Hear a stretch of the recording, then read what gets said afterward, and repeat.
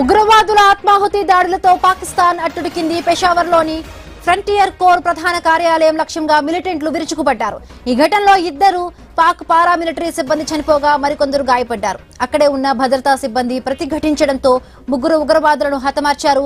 Paramilitary కార్యాలయం compound లోపల వరుస పేలుళ్లు జరిగినట్టు పాక్ అధికారులు చెబుతున్నారు. గేట్ దగ్గర, సైకిల్ స్టాండ్ వద్ద పేలుళ్లు జరిగాయి.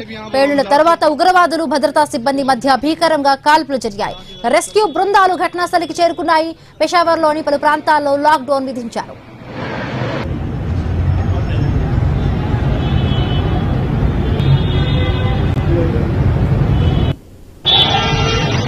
सर ये भी यहाँ पर हम लास्ट हुए सामने आपकी हेडक्वार्टर में स्टेशन के सामने भी हटी, यहाँ से जरा निकलना मुश्किल है, सारे बंद करने रोड।